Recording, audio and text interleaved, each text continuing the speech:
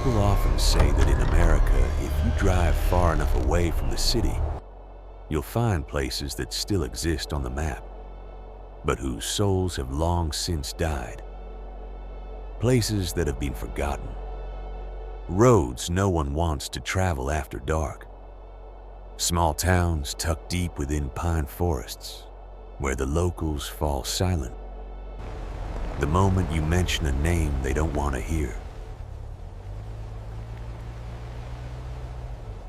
Ashen Creek was a place like that. No famous tourist attractions, no crowded restaurants, no reason at all for an ordinary family to choose it for their fall vacation. And maybe that was exactly why the Harper family didn't realize they were driving straight into the mouth of a nightmare. It all began in late October, when cold winds from the Rockies started sweeping down into the forests of Colorado, carrying the scent of decaying leaves, damp earth, and the unsettling feeling that winter had arrived earlier than it should have. Daniel Harper, 39, was the kind of man who didn't believe in ghosts. He believed in bills, in schedules, in GPS routes, a full tank of gas, and logic. To Daniel, everything strange had an explanation. People just tended to imagine too much. His wife, Melissa, was different. Melissa was the kind of person who could walk into a room and instantly feel when something wasn't right. Not because she was superstitious, not because she was weak. She simply had strong instincts, and unfortunately those instincts were almost never wrong. Traveling with them were their 2 children. Avery, 15, was in that quiet, rebellious phase, never causing real trouble, but distant enough that every answer was short, every glance filled with boredom. She always had her headphones on, her eyes on her phone, and carried herself like nothing in the world could scare her. Noah, 9, was the opposite. He loved monster stories, mild horror movies, and creepy bedtime tales. Noah liked being scared, as long as it stayed within safe limits. As long as there was still a warm blanket afterward, a nightlight glowing softly, and the sound of his parents talking in the next room. But there was one thing Noah had never understood. Some stories don't end when you close the book, and some places won't let you leave unchanged. It was supposed to be just a weekend trip, a family getaway to mend the quiet wear and tear of everyday life. A cabin in the woods, a place to light a fire, drink hot coffee, hike a trail, and take a few autumn photos before the snow came. That was all it was supposed to be. But the moment their SUV left the highway and turned onto the narrow road leading toward Ashen Creek, something in the forest may have already begun to notice them. And when night fell, it knew exactly who it wanted to take first. The road into the valley. The Harper family left the suburbs of Denver early Friday morning. Daniel was driving, as always. Melissa sat in the passenger seat with a printed booking confirmation, a thermos of coffee, and a bag of snacks she'd packed for everyone. Avery sat in the back on the right, headphones on, fingers scrolling her phone. Noah sat on the left, so excited he could barely sit still. The sky was clear. The first stretch of road felt normal. Wide highways, busy gas stations, trucks lined up bumper to bumper, distant mountains veiled in pale clouds, just like thousands of other American road trips. But the deeper they went, the more the scenery began to change. Rest stops grew scarce.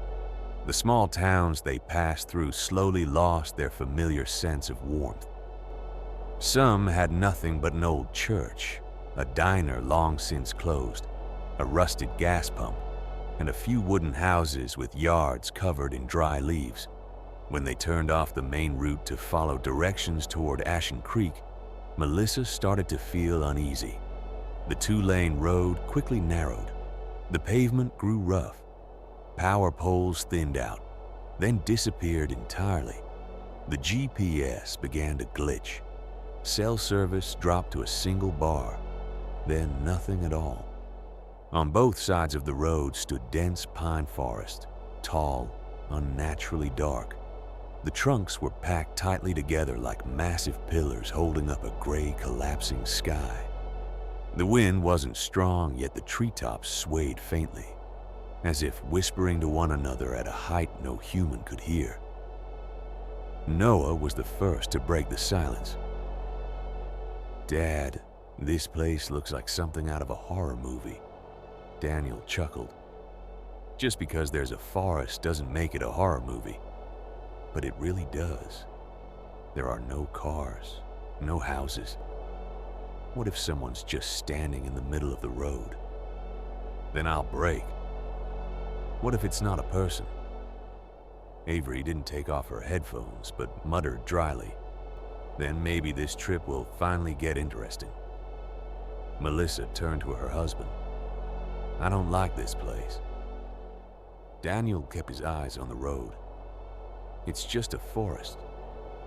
"No, I mean the feeling. Something's off." Daniel didn't answer right away. He didn't want to start the vacation with tension, but if he were honest, the road was beginning to feel longer than it should. They'd been driving for nearly 40 minutes without seeing a single new sign. No houses, no other cabins, no signs of tourism. Just a strip of gravel cutting through the forest as if it led nowhere. As the sun began to sink, the light outside the windows changed. What had once been a soft golden glow turned into a cold gray hue that made everything look older, lifeless. Daniel pressed the gas a little more, wanting to arrive before full darkness set in. Then the house appeared. It stood at the end of a narrow turnoff, a few hundred feet from the main road. A large wooden house with a steep roof and a wide porch, sitting alone in a clearing yet still surrounded on all sides by forest. No lights, no sound, no other vehicles. Only a single porch swing moving ever so slightly, though there was no clear wind. Melissa stared at the house for a long moment. "It doesn't look like the photos." Daniel turned off the engine and looked up. "It does, just older." "No." Melissa shook her head. "I mean, it doesn't feel the same." Avery slipped one side of her headphones off and glanced out the window. "Honestly, looks like the kind of house where people find a cursed VHS tape in the basement." "Noah," Daniel said, ignoring his daughter. "Help me grab the bags." But Noah didn't move. He was staring at the second floor window. "Dad, what?" "I think someone's standing up there." Everyone followed his gaze. The upstairs window was pitch black. No movement, nothing there. Daniel spoke quickly. "It's just a reflection." But even he didn't fully believe it. They stepped inside just as the last light of day clung to the sky like ash. The door opened with a long, dry creak, like a sound that had been buried for years and was only now being dragged back into the air. Inside was much colder than outside. Not the normal chill of a house left empty for a few days, but a deep, seeping cold, as if the damp earth beneath the foundation was crawling up through the floorboards. Daniel flipped the switch. The lights came on, but dim. A long hallway with dark wooden walls. A living room with a large stone fireplace. Stairs leading to the second floor. A narrow door tucked beneath the staircase. The kitchen in the back. Everything clean enough for guests, yet it felt like only the surface had been maintained. The soul of the house had been rotten for a very long time. Melissa kept her coat on. Avery said there was no Wi-Fi. Noah asked if he could have a room facing the forest. Daniel started a fire, trying to make the place feel like a normal cabin, But even with the fire burning, the light warming, and their bags brought inside, no one in the Harper family truly felt at ease. Because there was something strange, something they only noticed once. Everything fell completely silent. Outside, in that forest, there wasn't a single living sound. No owls, no insects, no late-night birds, nothing. Only the wind and the house. The first night. The first night is always when people try to convince themselves everything is still fine. Daniel told himself the wind whistling through the cracks was normal. The occasional knocking from the roof was just wood contracting in the cold. That heavy, suffocating silence of the house, too isolated, too still, was only because they were used to living somewhere with streetlights, traffic, and neighbors close by. Melissa didn't say much during dinner, but she kept glancing toward the hallway. Avery was irritated that her phone had no signal, yet she didn't stray far from the living room. Noah was excited at first, but as the night went on, he sat closer and closer to his mother. Around 10, Daniel did one last check of the doors. Front door, locked. Back door, locked. Windows, locked. Everything seemed normal. He only hesitated slightly when passing the small door beneath the staircase. He hadn't paid much attention to it earlier, but now, up close, he noticed an old iron latch on the handle, the kind of extra lock that felt unnecessary for a simple storage space. The door itself was lower than usual, as if whatever lay beyond it hadn't been designed for people of modern height. Melissa stood behind him. "What is that?" "Probably the basement." "You're going to open it?" Daniel shook his head. "Tomorrow. Let's get some rest." Melissa didn't argue, but she stared at the door for a few seconds longer, as if whatever was behind it might be staring back. Around 1 in the morning, Noah screamed, not the kind of startled cry from a nightmare. This was the scream of a child who truly believed something was in the room with him. Daniel and Melissa rushed upstairs. Avery burst out of her room. When they pushed into Noah's bedroom, he was curled up on the bed, sobbing so hard he could barely breathe, his trembling finger pointing at the corner of the room. There was someone there. Daniel flipped on the light. The room was empty. Just an old wardrobe, a wooden chair, the window facing the forest, and the curtain pulled halfway open. Daniel clearly remembered closing it before bed. "Noah," he said gently, "you were dreaming." "No, I wasn't asleep. I saw her." Melissa pulled him into her arms. "What did she look like?" Noah choked on his words. "She was really tall. Her hair covered her face. She was standing in that corner, and then she tilted her head and looked at me." Avery stood in the doorway, silent, but the usual indifference on her face was gone. "I don't like this," she whispered. That night, Noah slept in his parents' room. Avery locked her door. Daniel couldn't fall back into a deep sleep.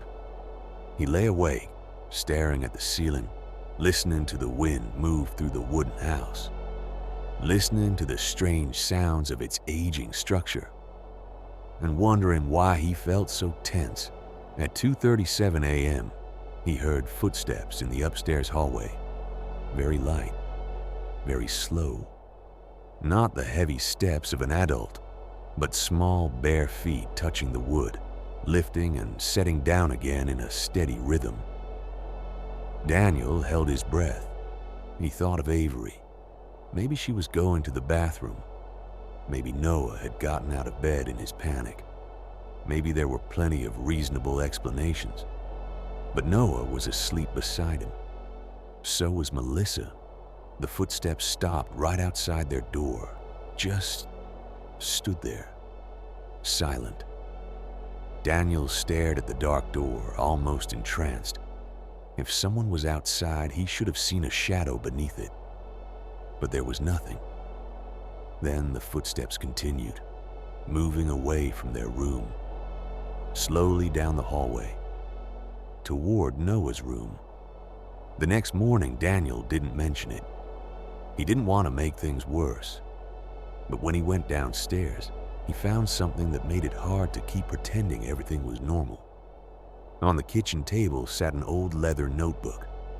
Not a guest brochure, no cabin logo, no Wi-Fi password.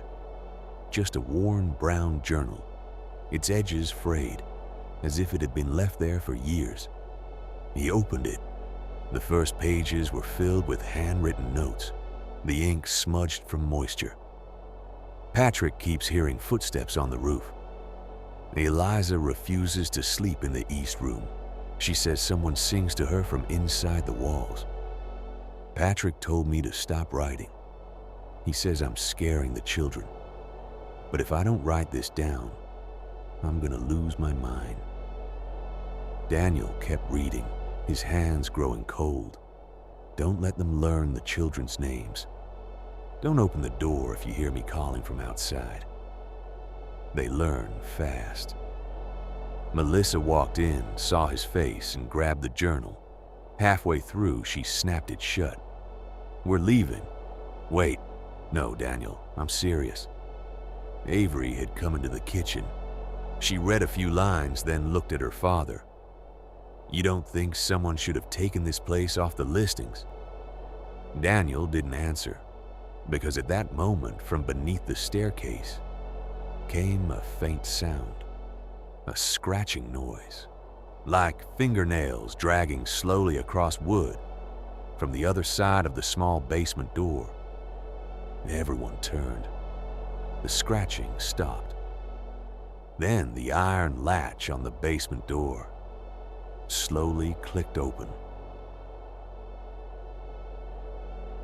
What lies below? No one touched the door, but it opened anyway.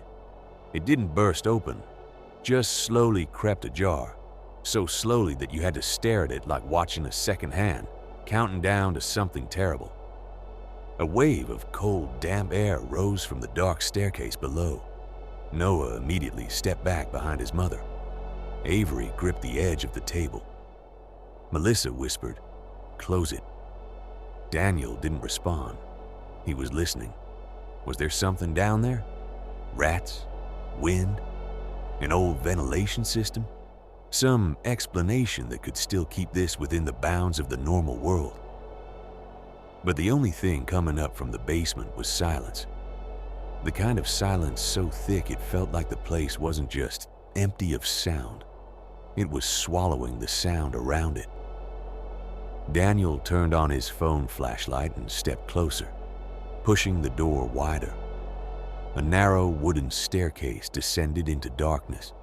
Stone walls, low ceiling, no visible light switch. "You're not going down there alone," Melissa said. "I'm just taking a look." Daniel, just a look. He stepped down the first 3 steps. The air below was unnaturally cold. The smell of damp earth was so strong he could almost taste it. Rotting wood, water-soaked stone, and something else. A faint, sweet smell, like flowers left too long at a funeral. His phone light trembled slightly as it reached the dirt floor. There were rotting wooden shelves, a few old glass jars, a rusted metal container, nothing moving. Then he turned the light toward the far corner. On the ground, pressed against the stone wall, sat a cloth doll. It was propped upright, facing the stairs. Button eyes, tangled yellow yarn hair, a dirty fabric dress. Its tiny hands rested neatly on its lap, as if someone had just placed it there to wait. Daniel felt his throat go dry. "What's down there?" Melissa called from above. He didn't answer right away. He lifted the light to the wall behind the doll. There was writing, not just one line, but dozens, layered over each other like desperate messages written over days, weeks, maybe years. She sings from the creek she uses, Their voices do not answer from the woods. The little boy hears her best. Daniel stepped back. "Avery," Melissa called sharply, "take your brother outside, now." But in that exact moment, a sound echoed from upstairs. A child's laughter. Short. Close. Daniel spun around and rushed up the stairs. The whole family was still right where he'd left them. No one was laughing. No one even dared to breathe too loudly. "You heard that too?" Avery asked. Daniel didn't get the chance to answer. Upstairs, a door slammed shut. Noah burst into tears. Melissa snapped, louder than she had since they arrived. "We're leaving. Right now." This time, Daniel didn't argue. They hurriedly stuffed their belongings into bags, leaving behind anything unnecessary. Car keys, jackets, wallets, flashlights, phones with no signal, every movement clumsy with panic. They rushed to the car. No one spoke as Daniel started the engine and pulled out of the clearing in front of the house. The fog came in too fast. Just minutes earlier, the forest had been visible. Now, the headlights only cut into a thick wall of gray-white. Daniel slowed, trying to follow the gravel road by instinct and memory. "Are we going the right way?" Melissa asked. "I think so." "What do you mean you think so?" "I can't see anything." Noah sobbed in the back seat. Avery held him close, her face pale. 10 minutes passed, then 20. No markers, no turns, no signs, nothing. Just fog. Then suddenly the headlights fell on the wooden house. The porch swing was swaying. They were back where they started. Melissa let out a strangled sound. "No, that's not possible." Daniel tightened his grip on the wheel. "I'll try again." He turned the car around and drove the opposite direction. This time, faster, more reckless. The tires ground against wet gravel. Noah cried louder. Avery said nothing. Melissa stared through the windshield as if, by looking hard enough, the real road might reveal itself. 20 minutes later, the headlights swept across that same porch again. They had returned a second time. No one doubted it anymore. Something in Ashen Creek wasn't letting them leave. And the worst part, the night was still far from over. Voices outside the door. They went back inside once night had fully fallen. Daniel locked every door, drew all the curtains, and pushed chairs and tables against both the front and back entrances.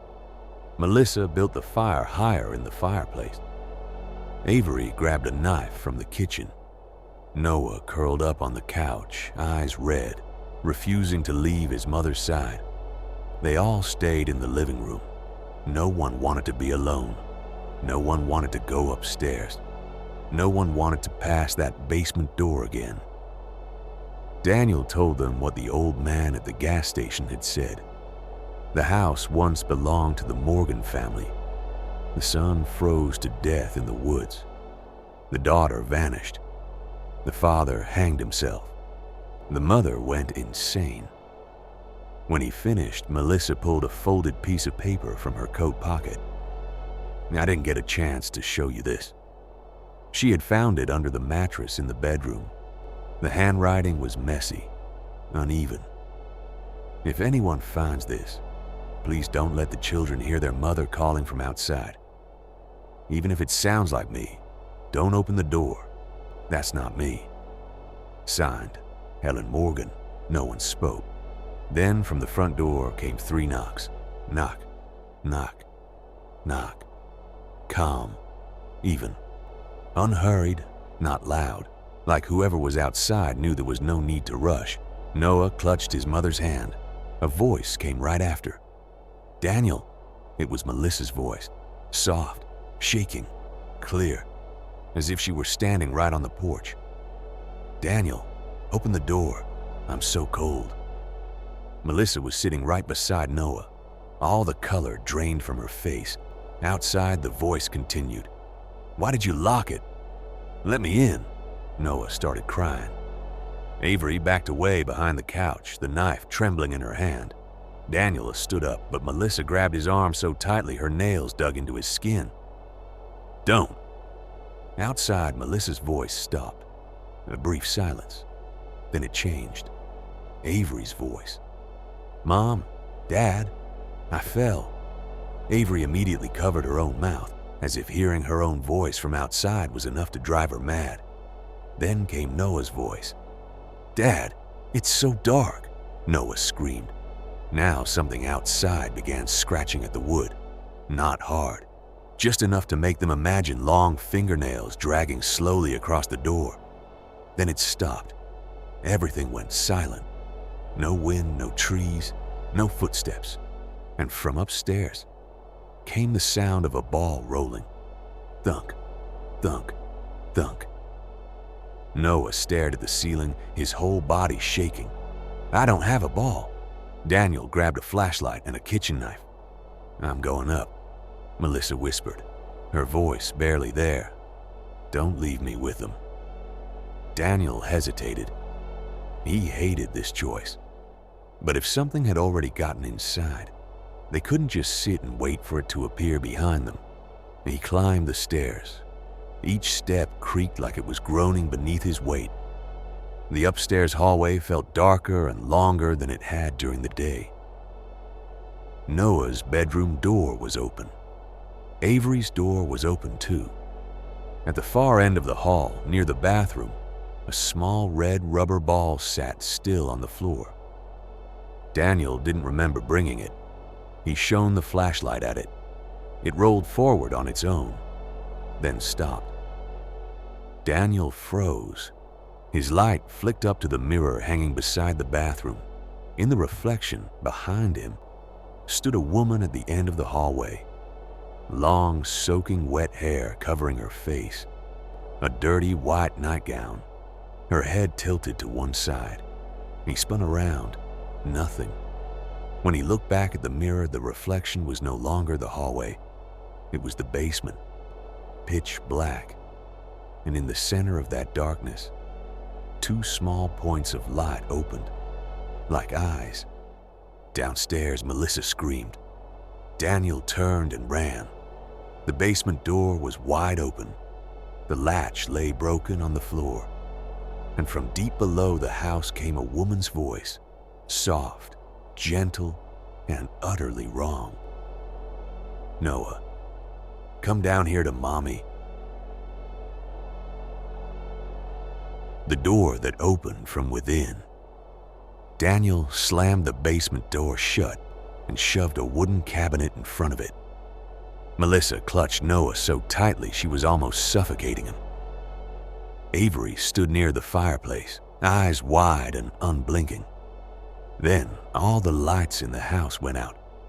A sudden, perfect blackout. Clean. Absolute.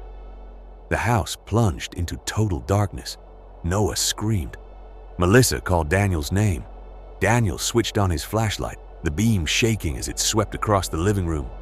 The front door was slightly open. No one had touched it. Cold air poured in, carrying the smell of mud, stagnant water, and that same faint, sweet scent of rotting flowers. On the porch stood a woman, tall, unnaturally thin, hair covering her face, arms hanging too long at her sides. Bare feet darkened as if she had just stepped out of the bottom of a well. She didn't step inside. She just stood there, as if waiting to be invited. Then slowly, she raised one arm, pointing straight at Noah. Melissa broke into sobs. Daniel grabbed the iron poker from the fireplace, rushed forward, slammed the door shut, locked it, and shoved furniture against it. Outside, the thing began scratching at the wood again. Slow, light, patient. Avery whispered, "It doesn't need to force its way in, because it knows we're already scared." Daniel turned back to the leather journal on the table. Under the beam of his flashlight, he flipped through more pages and found another passage, still legible.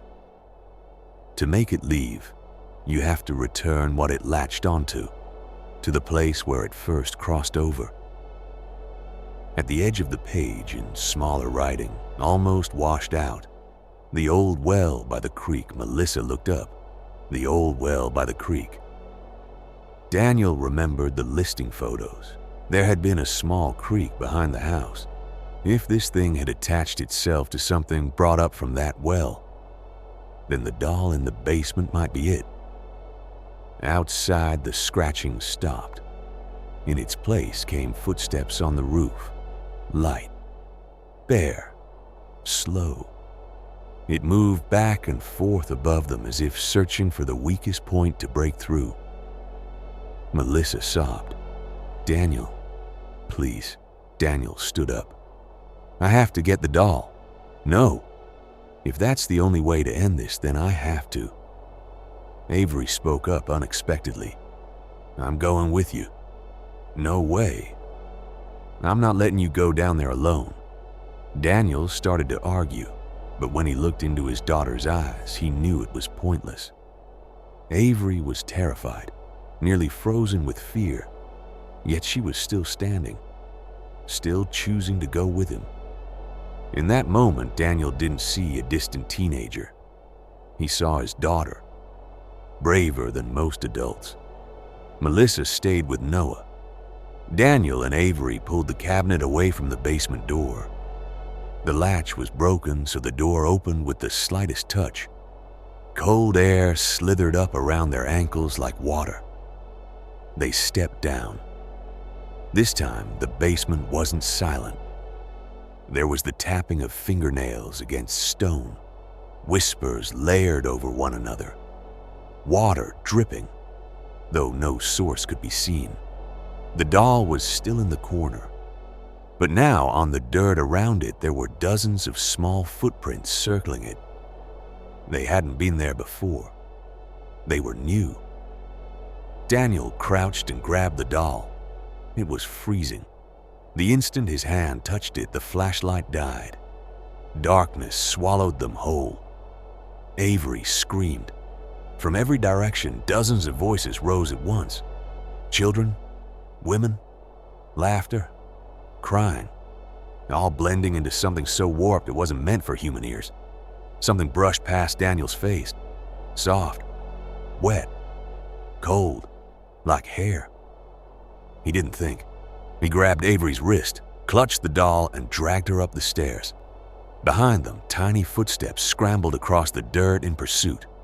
They burst through the basement door and stumbled onto the kitchen floor. "Go!" Daniel shouted. "To the creek." No one asked questions. They grabbed jackets, flashlights, and ran out the back door straight into the forest. Behind them, the house door flew open, and the footsteps started chasing them. Climax. The well by the creek. The forest at night is unlike anywhere else on Earth. In the weak beam of their flashlights, the pine trunks appeared and vanished like towering black pillars. Branches scraped against their jackets. The damp ground was slick beneath their feet. Wind threaded through the canopy, creating a sound like whispers from every direction. Daniel ran ahead, clutching the doll. Melissa carried Noah in her arms. Avery followed close behind. Their formation had fallen apart. There was no more planning, no more thinking, only the instinct to run toward the sound of water. Behind them, in the darkness of the forest, something was running too. Not just one thing, many. Small, rapid footsteps, bare, frantic, crushing wet leaves and soil. Then a child's voice echoed through the trees. "Wait for me!" Noah screamed. Melissa didn't look back. At last, the creek came into view, a strip of black water reflecting faint moonlight. Beside it stood an old stone well, low and moss-covered, nearly swallowed by wild grass. Its lid was gone. The opening was pitch black, like a hole leading straight into the belly of the earth. Daniel stopped at the edge, gasping for breath. Behind them, between the trees, figures began to appear. a little girl in a yellow nightgown, a woman with long hair, tall, thin shapes standing in the darkness, not fully stepping forward, just enough to be seen. The little girl stepped closer. She slowly turned her head toward the Harper family, her hair parted, revealing half a face, pale, hollow-eyed, and a mouth stretched far wider than anything human. But in that moment, Daniel saw something else. Not just something monstrous, something broken. As if inside that twisted form, part of a child was still trapped. The woman behind her spoke. Her voice sounded like many mouths speaking at once. "The boy stays." Melissa tightened her grip on Noah. "No. You brought him into the house." "No. He heard me. He answered me." Noah buried his face in his mother's shoulder, sobbing. Daniel raised the doll. "Take this and let us go." The woman stopped. The air around them turned colder. All the figures in the forest went still, as if the land itself were listening. Then Daniel threw the doll into the well. It vanished into the darkness. 1 second of perfect silence. 2, 3. Then from deep inside the well came a violent explosion of water, far too powerful for something so small, as if whatever had fallen in weighed more than a human body. The ground trembled beneath their feet. The wind shifted. The little girl let out a piercing shriek. The woman lunged forward half a step, arms outstretched, but her body jerked back as if yanked by an invisible chain. Her hair whipped wildly. Her neck twisted at an impossible angle. Her mouth stretched open so wide it nearly split her face in two. From the depths of the well rose a horrifying sound. Not human, not animal. Something in between, deep, wet, ancient, like the voice of something buried underground for far too long, now forced to swallow back what had been returned to it.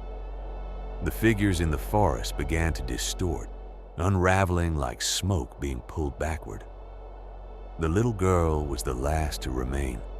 She looked at Noah, then at Melissa, and in that final moment her grotesque face disappeared. In its place was the real face of a child, no older than 8, terrified, lost, begging for help. Melissa let out a broken gasp. Then she too was pulled back, dissolving into the darkness as if she had never existed. The wind died. The forest fell silent. The creek returned to its natural flow, and the well was nothing more than a mute black hole in the grass. The Harper family stood there for a long time, unable to speak, because they all understood the same thing. Whatever lived in Ashen Creek wasn't gone. It had only closed the door. Ending. Leaving Ashen Creek. When morning came, the fog lifted as if the night had never happened. The road looked normal again. The forest stood still like any other. The wooden house remained where it was, old and isolated under the gray light of dawn. But every upstairs window was wide open. The porch swing still swayed gently, and on the glass of the front door from the inside, there was a small handprint. The Harper family did not go back inside. They left almost everything behind. Suitcases, jackets, a camera, even some of Noah's toys. Daniel just wanted to get his family as far away as possible. They got in the car and drove straight back to Denver in a silence that lasted for hours. A few days later, Daniel tried calling the number from the booking confirmation email. It didn't exist. The email bounced back. The cabin listing had disappeared from the system as if it had never been there. When he contacted the county office to ask about the property, they told him it had been under dispute for years and was never authorized for rental use. No one could explain who had rented it to them. No one could explain how a place like that could appear online, accept bookings, send confirmations, and then vanish without a trace. It took Noah months before he could sleep in his own room again. Avery stopped making jokes about ghost stories. Melissa never again wanted to vacation anywhere without neighbors in sight. And Daniel no longer said that everything could be explained by logic, because some nights when their suburban home in Denver falls completely silent, he still wakes up and listens, just to make sure that on the roof above him, there are no bare footsteps walking slowly across it. Epilogue. What followed them home. A year later, on a rainy October night, Daniel was standing alone in the kitchen when he heard a soft knock at the back door. Knock. He froze. Knock. Slowly, he stepped closer, without opening it, just staring through the dark glass reflecting the kitchen behind him. Out in the backyard, near the fence, something small was standing there. A child, wearing a pale dress, facing away. Its head began to tilt to one side, slowly, in a way no human body should move. At that same moment, Noah's scream came from upstairs. "Dad! There's someone at the window!" Daniel turned and ran up the stairs, and behind him from the dark kitchen, the back door began to open on its own. Some places are haunted, but sometimes what's far more terrifying is this. You think you've left that place behind, when in truth, a part of it never let you go. Come with me, subscribe to the channel, and I'll take you into stories hidden in the dark.